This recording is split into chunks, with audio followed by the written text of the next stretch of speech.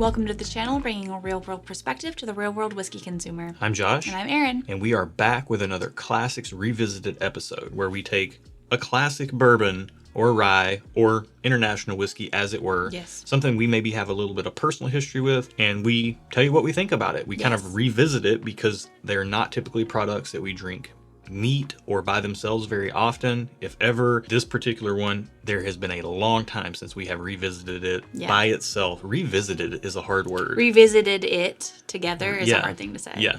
But nonetheless, we're going to try it. Most things we do here are blind. And if you like blind tasting content, then subscribe to the channel, like the video, all that good stuff. Well, don't like the video if you don't like the video, but do subscribe to the channel if you like blind content, because that's what we normally do.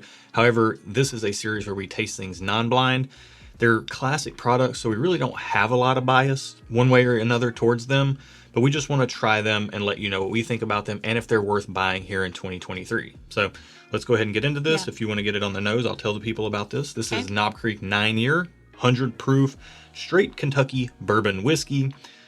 Getting a bottle like this that's $35 or so with a 9-year age statement isn't very common these days. So for $35, you're getting a big age statement. I mean, you just don't see it all that much. That's not nothing. Right. It's hard to get higher age whiskey when there's such a demand for whiskey right now. And most bourbon is trending younger. So for Knob Creek to be putting out a 9-year product for $35 is kind of remarkable. Now, is the whiskey worth buying? Let's get into it. Well, what do you think? Full disclosure, I don't have a history with Knob Creek 9-year. I know it's a classic for a lot of people. Josh has a history with it. I do not. So there's no like nostalgia in this bottle for me. So therefore, I feel like I'll be able to be more objective. However, that being said, when I got it, when on the nose, it smells like bourbon. It is pretty alcohol forward. I get a lot of ethanol. And then when I pulled the glass away, I got like the slightest whiff of stinky feet. Like, ever so slightly. Like, someone with stinky feet just walked by. But, like, fruity stinky feet. Like, good stinky feet. So, translation for anybody who's new to the channel, when Erin says stinky feet, I determine that to be a barrel char note that she's getting. Like, a little bit of the oak combined with the barrel char.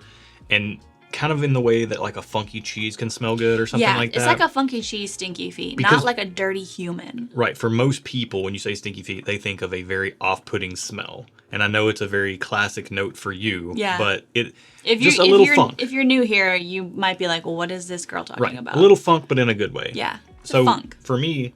Like, honestly, when I say stinky feet, I'm thinking of, like, toe jam, like toe funk. That's even worse than stinky feet. No, it's not. That's like, even more gross. Nuh-uh. It is. People smell their own toe funk. No, they don't. Yes, I've never done that in my life. Yes, you do. No, I don't. What in the world? Why would I do that? Who would do that? Anyways, for me, what I'm getting on the nose here, I'm going in knowing it's a Jim Beam product. I'm expecting there to be some nuttiness there. And there is some nuttiness there. It's kind of like a peanut butter nuttiness. It's not so much like a peanut shell, but there's like a peanut buttery note on the nose. Okay, cool. And then really classic bourbon flavors, caramel, vanilla, classic oak. Bourbon is what I got too. It's very classic. I'm not getting much ethanol off of this, personally speaking. I was the first few sips, but as I smell it more and more, I feel like it's airing out. I don't know. Yeah. I mean, that's really it. Very classic bourbon with a little nutty tinge. There's even a little bit of fruitiness in here to me, but I can't quite put my finger on what that fruitiness is. Okay. But it's kind of like a general red fruit fruitiness. Okay. Shall we taste it? Let's get it on the palate. Wow, it's more drying than I expected it to be. Yeah, a little bit more like dry peanut. Yeah, off like the front. Not as much on the back, like not as much drying on the finish, but like there's a dry element right when you take your first sip, like right when it hits your tongue. I thought the nose was fairly delicate, like it wasn't jumping out of the glass for me. It wasn't nothing, but it wasn't jumping out of the glass. What's the proof? 100 proof. Oh, wow. The flavor, it's coming through like 100 proof in flavor. It is kind of drying. I think it comes across like maybe slightly higher. I would say that, yeah. Yeah. It's got a little bit of sharpness. Impressive. This is the first pour out of the bottle, so that could have something to do with it. And this is our first pour of the day as well. Yes. So as the bottle opens up, it could change some. As our palates become acclimated to it, it could change some. So we actually do owe a second sip here. Yep. Let's go.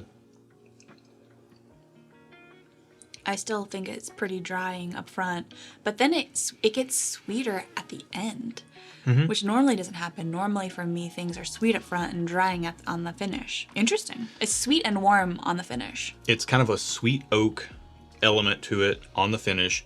it is kind of this drying element, not drying, but there's a dry flavor to it. And it's, again, Right. I kind of chalk that up to being that dry peanuttiness. The caramel kind of takes a back seat to the nuttiness. For sure. And I do not prefer that. Yeah. I wish it were more caramel forward and the nut in there wasn't so predominant. Right. Also, you do like a good sweet bourbon too. Right. I could do with a little bit more sweetness here. I could do with a little bit more vanilla. The oak on here is fine. I mean, it's 9-year product is solid for 100 proof. Impressive. I'm impressed with the finish for me, honestly. I don't love the beginning, but I like the end. Yeah, it's lingering around. Now, first off, my personal history with this is that Knob Creek for me was what I would ask bartenders to put in my old fashions when I want an elevated cocktail back in the day. Was this like young Josh? Yeah. Like 20-something Josh? Yeah, 15 years ago or something, if I would go out and get an old fashioned, if I wanted to ensure that it was going to be a better old fashioned than whatever standard well they were going to use, then I would just say, hey, get an old fashioned with Knob Creek in it. And it was pretty much at every bar. Makes a great old fashioned. Honestly, now that we have this bottle, I'm very curious to put it in some old fashions to see how it stands up. I will absolutely let you make an old fashioned for me. But the other thing too, though, is that this is kind of a staple bottle in a lot of markets. What's the price on this again? $35. Okay.